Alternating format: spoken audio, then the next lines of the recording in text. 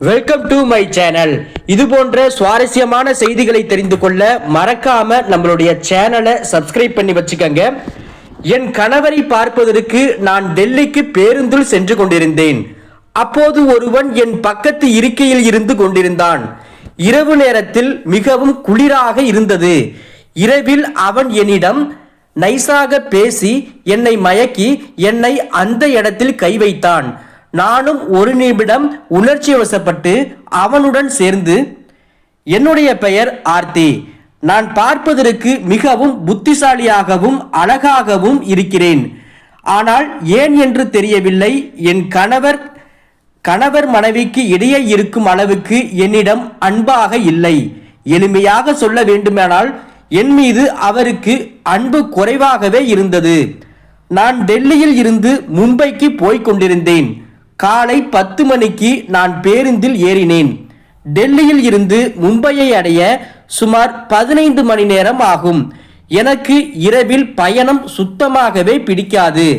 அதனால் நான் எப்போதும் பேருந்தில் செல்லவே முடிவு செய்கிறேன். நான் டெல்லியில் பேருந்து நிலையத்தில் பேருந்தில் ஏறிய போது அங்கு அதிக கூட்டம் இல்லை. எனக்கு ஜன்னல் அருகிலுள்ள சீட் கிடைத்தது. நான் வசதியாக அமர்ந்து கொண்டேன். ஆனால் என் மனதில் ஒரு பெரிய கவலை இருந்தது. என் கணவர் சில ஆண்டுகளுக்கு முன்பு டெல்லிக்கு இடமாற்றம் செய்யப்பட்ட பிறகு அங்கே வசிக்க தொடங்கிவிட்டார். அவர் முதலில் பொருட்களை எடுத்துக்கொண்டு டெல்லிக்கு சென்றபோது நான் அவருடன் செல்ல சொன்னேன். ஆனால் அவர் எனக்கு புரிய வைத்தார். ஆர்த்தி, கவலைப்படாதே, சில மாதங்களில் நான் அங்கே நிலை பெற்று விடுவேன். பிறகு உன்னை அழைத்துக் கொள்கிறேன் என்றார். ஆனால் அவர் என்னை ஒருபோதும் அழைத்து செல்லவில்லை. நான் இங்கே தனியாக இருக்க முடியாது, நாம் கணவன் மனைவி பிரிந்திருப்பது சரியல்ல என்று பல முறை அவருக்கு புரிய வைக்க நான் முயற்சி செய்தேன்.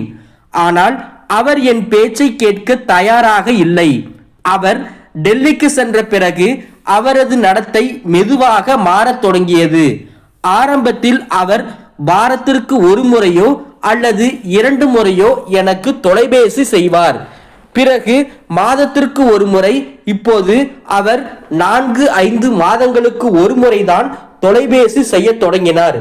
பிறகு ஒரு உறவினர் மூலம் எனக்கு ஒரு அதிர்ச்சி தரும் செய்தி கிடைத்தது.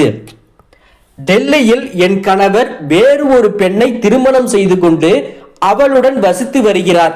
இதை கேட்டவுடனே எனக்கு மிகவும் வருத்தமாகவும் கோபமாகவும் இருந்தது. அதனால்தான் உண்மையை தெரிந்து கொள்ள நான் டெல்லிக்கு செல்ல முடிவு செய்தேன். டெல்லியை அடைந்த பிறகு நானும் ரகசியமாக விசாரித்தேன். நான் கேள்விப்பட்டது உண்மையோ என்று உறுதியானது. என் கணவர் உண்மையில் வேறு ஒரு பெண்ணுடன் வாழ்ந்து கொண்டிருந்தார். அவர்களுக்கு ஒரு குழந்தையும் பிறந்து இருந்தது. இவை அனைத்தையும் நான் தூரத்தில் இருந்தே பார்த்தேன். அவரை சந்திக்கவோ அல்லது பேசவோ எனக்கு விருப்பம் இல்லை. ஏனென்றால் அவரை சந்திப்பதால் எந்த பயனும் இருக்காது என்று நானும் நினைத்தேன். நான் மிகவும் ஏமாற்றமடைந்து விட்டேன். கடந்த சில வருடங்களாக நான் அவர் மீது எவ்வளவு நம்பிக்கை வைத்திருந்தேன். ஒரு நாள் அவர் என்னை தன்னுடன் அழைத்து செல்வார் என்று நம்பிக்கையில் அவருடைய நினைவுகளில் என்னுடைய வாழ்க்கையை கழித்தேன். இந்த நம்பிக்கையில் நான் எத்தனை வருடங்களை கழித்தேன். ஆனால் அவர் எனக்கு செய்த துரோகத்தை பார்த்தபோது என் இதயத்தில் மிகப்பெரிய காயம் ஏற்பட்டது. அதனால் நான் மீண்டும் மும்பைக்கு கிளம்ப பேருந்தில் ஏறினேன். நான் என் இருக்கையில் தனியாக அமர்ந்திருந்தேன். என் இருக்கை 2 பேருக்கானது. ஆனால் பேருந்தில் அதிக இடம் இருந்ததால் சிறிது நேரத்திற்கு என் இருக்கை காலியாகவே இருந்தது. அடுத்த ஒரு நிலையத்தில் பேருந்து நின்றது. சில பயணிகள் ஏறினர். அவர்களில் ஒரு மனிதர் என் அருகில் வந்து அமர்ந்து கொண்டார். பேருந்தில் அமர்ந்தபடி அதிக நேரம் கடந்து விட்டதால் எனக்கு சோர்வாக இருந்தது. மதியம் 3 மணி ஆகியிருக்கும். எனக்கு தாகமாகவும் இருந்தது. அதனால் என் பையில் இருந்து தண்ணீர் பாட்டிலை வெளியே எடுத்தேன். ஆனால் பாட்டிலில் இருந்த தண்ணீர் காலியாகிவிட்டது. நான் பாட்டிலை மீண்டும் உள்ளே வைத்துக் கொண்டிருந்தேன். அப்போது என் அருகில் அமர்ந்திருந்த அந்த நபர் எனக்கு தண்ணீர் தேவை என்பதையும் என் பாட்டிலில் தண்ணீர் இல்லை என்பதையும் கவனித்தார். அவரும் சொன்னார், மேடம், உங்களுக்கு தண்ணீர் வேண்டுமா என்று கேட்டார். நானும் எதுவும் சொல்லவில்லை. ஆனால் அவர் தன் பையில் இருந்து தண்ணீர் பாட்டிலை எடுத்து என் கையில் கொடுத்தார். நான் சிறிது தண்ணீர் குடித்துவிட்டு அந்த பாட்டிலை அவரிடமே திருப்பி கொடுத்தேன். அவருக்கு நன்றி சொன்னேன். இப்போது மாலை சுமார் 7 மணி இருக்கும். பேருந்து வேகமாக சென்று கொண்டிருந்தது.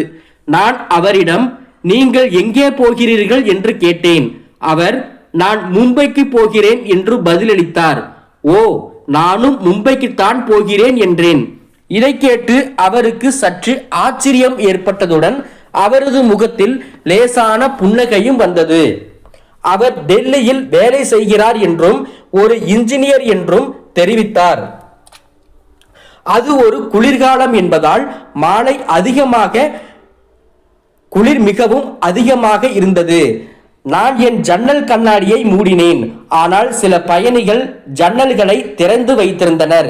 இதன் காரணமாக குளிர்ந்த காற்று பேருந்துக்குள் வந்து கொண்டிருந்தது. எனக்கு மிகவும் குளிர ஆரம்பித்து விட்டது. நான் ஸ்வெட்டர் அணிந்திருந்தேன். ஆனால் அவசரத்தில் சால்வை கொண்டு வர மறந்துவிட்டேன். அதற்காக எனக்கு மிகவும் வருத்தமாகவே இருந்தது. இப்போது இரவு 10 மணி ஆகிவிட்டது. குளிர் மிகவும் அதிகரித்து விட்டது. பேருந்துக்குள் இருந்த விளக்குகளும் அணைக்கப்பட்டன. நான் குளிரில் நடுங்கிக் கொண்டிருந்தேன். என் அருகில் அமர்ந்தவர் தன் பையில் இருந்த ஒரு சால்வையை எடுத்து போர்த்தி கொண்டார். என்னை பார்த்தவுடன் எனக்கு குளிர் அடிக்கிறது என்பதை அவரும் புரிந்து கொண்டிருக்க வேண்டும். ஆனால் அவர் எதுவும் சொல்லவில்லை. நான் என் மீதே கோபமாக இருந்தேன். இவ்வளவு நீண்ட பயணத்துக்கு செல்கிறேன், சால்வை எடுக்க மறந்து விட்டேனே என்று என் மீதே கோபமாக இருந்தேன்.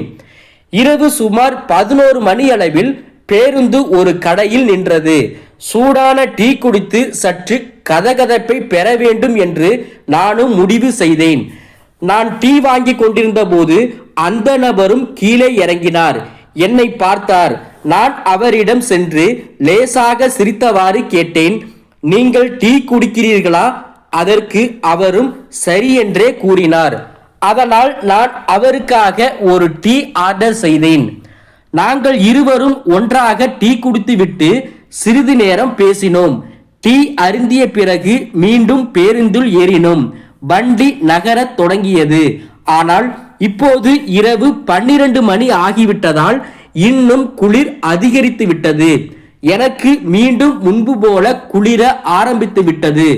அந்த நபர், மேடம், உங்களுக்கு ஆட்சேபனை இல்லை என்றால் நான் என் சால்வையை உங்களுக்கு தருகிறேன் என்றார். அவர் தன் சால்வையை எடுத்து என் பக்கம் கொடுத்தார். அவருக்கும் குளிரடிக்கும் என்பதால் அதை வாங்க நான் மறுத்து விட்டேன்.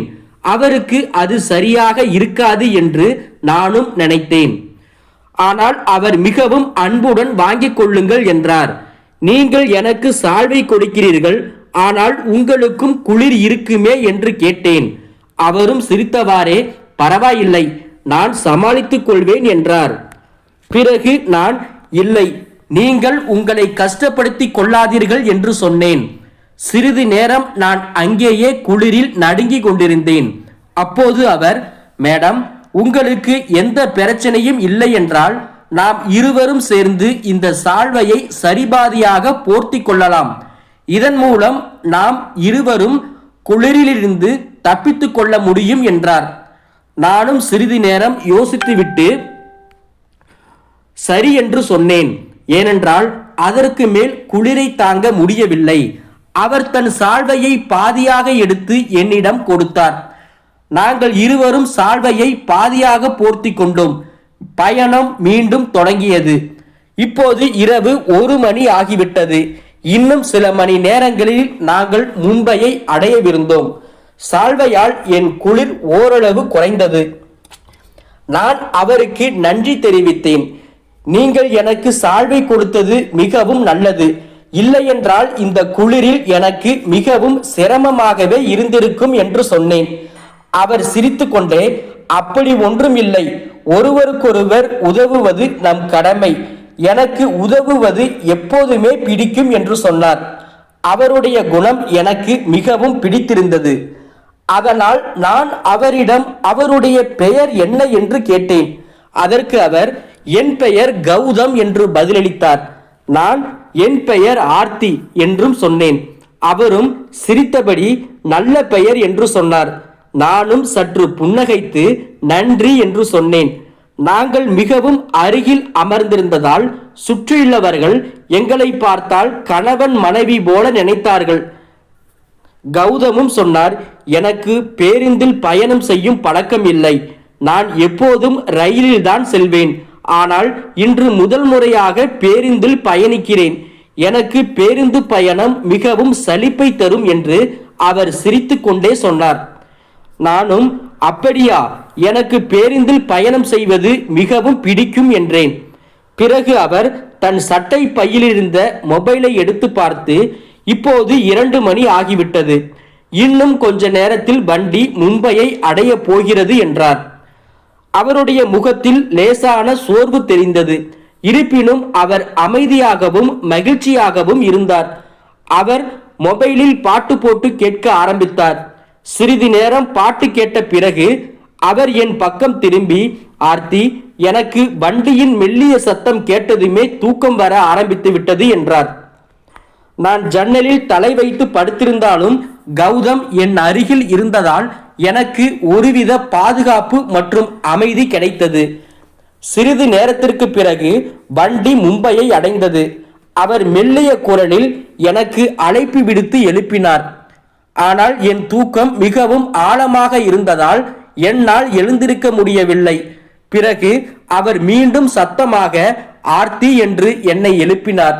நான் வேகமாக எழுந்து கொண்டேன். அவர் முகத்தில் ஒரு இனிமையான புன்னகை இருந்தது.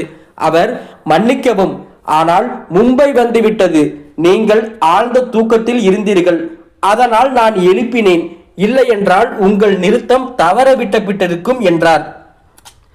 நான் அவரை பார்த்து சிரித்தவாறே, நன்றி, நீங்கள் என்னை தூக்கத்திலிருந்து எழுப்பியது நல்லது. இல்லை என்றால் எனக்கு நிஜமாகவே சிரமமாக இருந்திருக்கும் என்று சொன்னேன். அவர் என்னிடம் நீங்கள் எங்கே இறங்க வேண்டும் என்று கேட்டார். நானும் தாதர் நிறுத்தத்தில் இறங்க வேண்டும் என்று சொன்னேன். இதை கேட்டு அவர் சற்று அதிர்ச்சியடைந்து, உண்மையிலுமா என்று கேட்டார். நானும் சிரித்தபடி பதிலளித்தேன், ஆமாம், உண்மையில்தான், எனக்கும் அங்கேதான் இறங்க வேண்டும் என்றார்.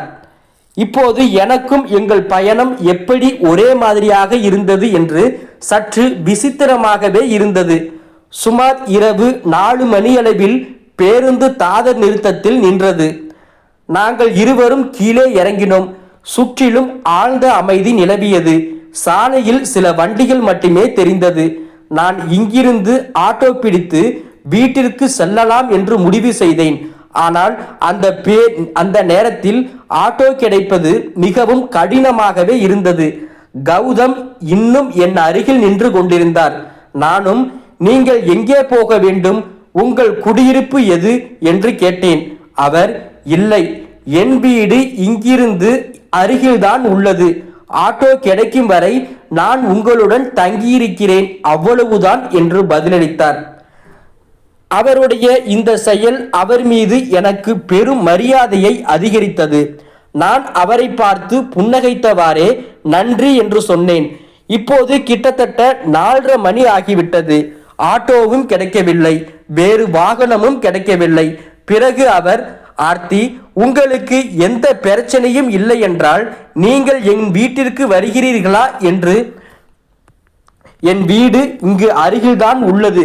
மேலும் இரவு நேரம் அதிகமாகிவிட்டது.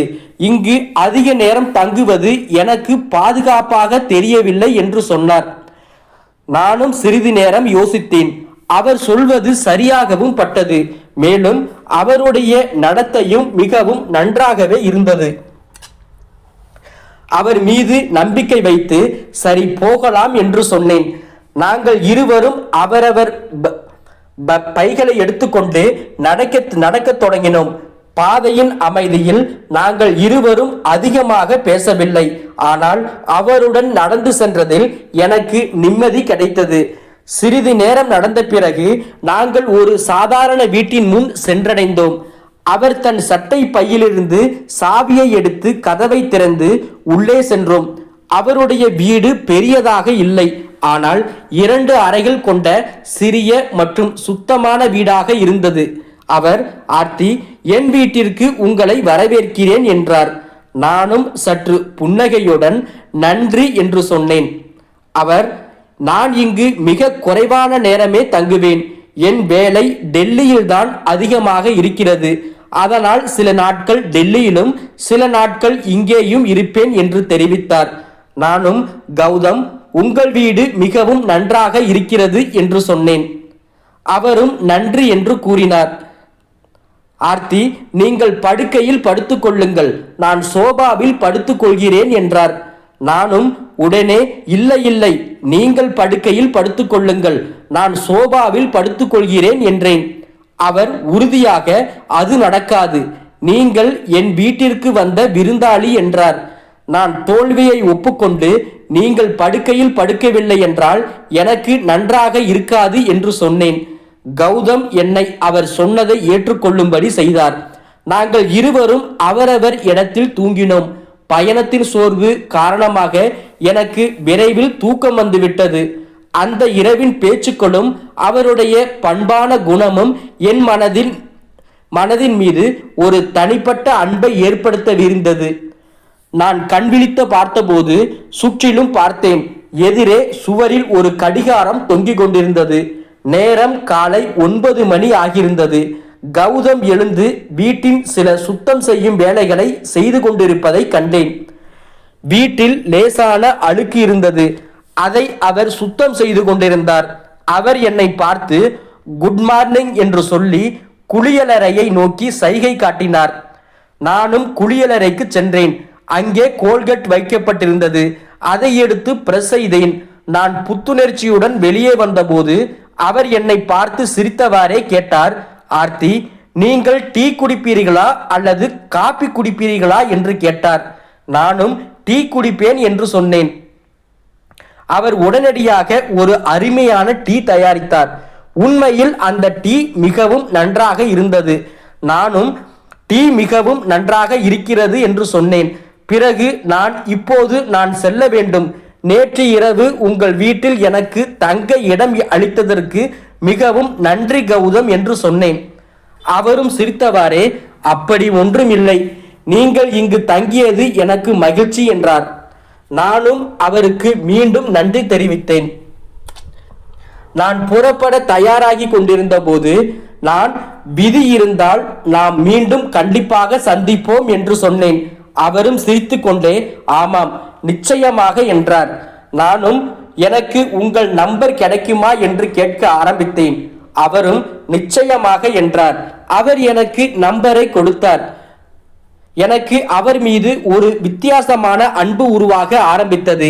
என் கணவரை தவிர வேறு எந்த ஆணுக்காகவும் நான் என் மனதில் இடம் கொடுத்ததில்லை. ஆனால் கௌதம் எனக்கு கொடுத்த அன்பால் என் மனதில் அவருக்கென்று ஒரு இடம் கொடுத்தேன்.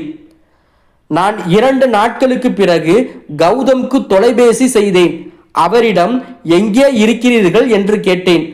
அவர், நான் இன்று வீட்டில்தான் இருக்கிறேன், ஓய்வெடுத்துக் கொண்டிருக்கிறேன் என்று சொன்னார். நானும், ஒன்றுமில்லை, உங்கள் நினைப்பு வந்ததால் தொலைபேசி செய்தேன் என்று சொன்னேன். அவரும் சிரித்துக்கொண்டே, சரி, பிறகு சந்திப்போம் என்றார். நான் என் வீட்டில் அருகில் உள்ள பூங்காவில் சந்திப்பதாக திட்டமிட்டேன். அங்கே கௌதமை வரச் சொன்னேன். நான் குறித்த நேரத்திற்கு சற்று முன்னதாகவே பூங்காவை அடைந்தேன். சிறிது நேரம் கழித்து கௌதம் வந்தார். அவரை கண்டதும் என் இதயம் சற்று வேகமாக துடிக்க ஆரம்பித்தது. ஏனெனில் அவர் பார்ப்பதற்கு மிகவும் அழகாகவே இருந்தார். அவர் சிரித்தவாறே, எப்படி இருக்கிறீர்கள் என்று கேட்டார். நானும் சிரித்து கொண்டே, நீங்கள் மிகவும் அழகாக இருக்கிறீர்கள் என்று சொன்னேன். பிறகு நாங்கள் பூங்காவில் சிறிது நேரம் பேசிக்கொண்டிருந்தோம். அவர், ஆர்த்தி, நீங்கள் தனியாகவா வசிக்கிறீர்கள் என்று கேட்டார். நானும், ஆமாம், நான் தனியாகத்தான் வசிக்கிறேன். என் கணவர் டெல்லியில் இருக்கிறார். ஆனால் அவர் எனக்கு பெரிய துரோகம் செய்துவிட்டார் என்று சொன்னேன். என் வாழ்க்கையில் நடந்த எல்லா விஷயங்களையும் நான் அவரிடம் சொன்னேன். அவர் என் கதையை கேட்டு அமைதியாகவே இருந்தார். அவருடைய முகத்தில் துக்கமும் அனுதாபமும் தெளிவாக தெரிந்தது. பேசிக் கொண்டிருக்கும் போதே 3 மணி ஆனபோது நான் கௌதமிடம் இன்று நீங்கள் எங்கே சாப்பிட போகிறீர்கள் என்று கேட்டேன். அவர் அடடா, நான் இதுவரை எதுவும் முடிவு செய்யவில்லை என்று பதிலளித்தார். நானும் அப்படியானால் இன்று என் வீட்டிற்கு வாருங்கள் என்று சொன்னேன். அவர் சிரித்துக்கொண்டே சரி, மாலையில் வருகிறேன் என்றார். அதன் பிறகு நாங்கள் ஒருவருக்கொருவர் விடைபெற்றோம். மாலை 7 மணிக்கு நான் அவருக்கு தொலைபேசி செய்தேன். கௌதம், நீங்கள் வருகிறீர்களா என்று கேட்டேன். அவரும் ஆமாம், நிச்சயமாக வருகிறேன் என்றார். கௌதம் என் வீட்டிற்கு வந்தார். நான் அவரை வரவேற்றேன். மேலும் நான் ஏற்கனவே சமைத்து விட்டதாக தெரிவித்தேன். பிறகு நாங்கள் இருவரும் சேர்ந்து சாப்பிட அமர்ந்தோம். சாப்பிட்ட பிறகு நாங்கள் சோபாவில் அமர்ந்து பேசிக் கொண்டிருந்தோம். திடீரென்று கௌதம், நீங்கள் இந்த சேலையில் மிகவும் அழகாக இருக்கிறீர்கள் என்றார். அவருடைய இந்த பாராட்டை கேட்டு நானும் சிரித்து ஓ உண்மையிலுமா என்று சொன்னேன். பிறகு உரையாடலின் போது நான் என் மொபைலை எடுத்து கௌதமிடம் எனக்கு மொபைலில் போன் செய்தால் சரியாக சத்தம் கேட்கவில்லை, என் போனில் ஏதோ பிரச்சனை என்று சொன்னேன். அவர் போனை என்னிடம் கொடுங்கள், நான் சரி செய்து விடுகிறேன் என்றார். அவர் என் போனை சில நொடிகளில் சரி செய்து விட்டார். இது எனக்கு மிகவும் ஆச்சரியமாக இருந்தது. நாங்கள் ஒருவருக்கொருவர் மிகவும் அருகில் அமர்ந்திருந்தோம். கௌதமும் சொன்னார், ஆர்த்தி, அன்று நீ என்னுடன் பயணம் செய்த போது எனக்கு மிகவும் பிடித்திருந்தது என்றார். நானும் எனக்கு அவரை பற்றி தெரிந்தவரை அவருடைய குணமும் அன்பும் என்னை அவர் பக்கம் கொண்டு சென்றது. சிறிது நேரம் கழித்து நான் அவருடைய கண்களில் ஒரு வித்தியாசமான தயக்கத்தையும் கவலையையும் நான் கவனித்தேன். கௌதமும் சொன்னார், ஆர்த்தி, எனக்கு உங்களை மிகவும் பிடித்துள்ளது என்று சொன்னார். அவருடைய குரலில் உண்மை இருந்தது. அவருடைய முகத்தில் லேசான கவலை தெளிவாக தெரிந்தது. நானும் லேசாக சிரித்து கொண்டே, கௌதம், உண்மையை கூற வேண்டுமானால் எனக்கும் உங்களை பிடித்திருக்கிறது என்று சொன்னேன். அவர் உண்மையிலுமா என்று கேட்டார். பிறகு நான் டீ தயாரித்து அவரிடம் கொடுத்தேன். நாங்கள் ஒருவரையொருவர் பார்த்து கொண்டே டீ குடிக்க ஆரம்பித்தோம். டீ குடிக்கும் போதே கௌதம் லேசாக சிரித்து கொண்டே நன்றி என்றார். நானும் சற்று ஆச்சரியப்பட்டேன், எதற்காக என்று. சிறிது நேரம் கழித்து கௌதம் கிளம்ப தயாரானார். செல்வதற்கு முன் அவர் என்னை பார்த்து, ஆர்த்தி, நீங்கள் சரியாக இருக்கிறீர்கள் அல்லவா என்று கேட்டார். நானும் ஆம் என்று தலையசைத்தேன். ஆனால் அவர் சென்ற பிறகு என் மனதில் பல எண்ணங்கள் வர ஆரம்பித்தன. கௌதமின் அன்பும் அக்கறையும் என் மனதில் அவருக்கான ஒரு தனி இடத்தை கொடுத்திருந்தது. அவர் ஒருபோதும் எனக்கு துரோகம் செய்ய மாட்டார் என்று நானும் நம்பினேன். 2 நாட்களுக்கு பிறகு கௌதமிடமிருந்து தொலைபேசி அழைப்பு வந்தது. அவர் குரலில் மகிழ்ச்சி இருந்தது. அவர், ஆர்த்தி, இன்று மாலை என் வீட்டிற்கு வருகிறீர்களா? எனக்கு நாளை விடுமுறை, நாம் நிதானமாக பேசலாம், சாப்பிடலாம் என்றார். அவருடைய இந்த பேச்சு என்னை சிறிது நேரம் யோசிக்க செய்துவிட்டது. ஆனால் என் மனதில் இருப்பதை சொல்வதற்கு இன்று ஒரு வாய்ப்பு இருக்கிறது என்று நானும் முடிவு செய்தேன். அவர் என்னுடன் வாழ தயாராக இருக்கிறாரா என்று நானே அவரிடம் கேட்க வேண்டியிருந்தது.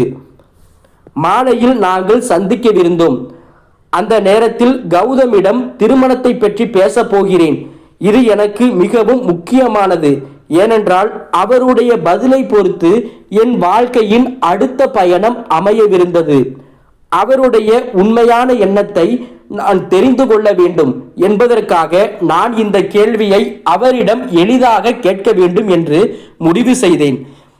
மறுநாள் நான் கௌதம் வீட்டிற்கு சென்ற பிறகு எந்த தயக்கமும் இன்றி, கௌதம், நான் உங்களை காதலிக்கிறேன், உங்களை திருமணம் செய்ய விரும்புகிறேன், உங்களுக்கு சம்மதமா என்று கேட்டேன்.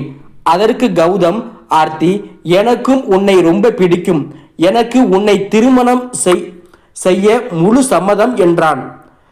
அதன் பிறகு நாங்கள் நீதிமன்றத்திற்கு சென்று என் கணவருக்கு விவாகரத்து கொடுத்துவிட்டு என்னை உண்மையாக நேசித்த கௌதமை திருமணம் செய்து கொண்டேன்.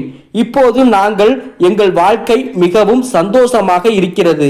இப்போது எங்களுக்கு ஒரு மகன் பிறந்துள்ளான். கௌதம் என்னை இரவு நேரத்தில் எப்பொழுதுமே சந்தோஷமாகவே வைத்திருக்கிறார்.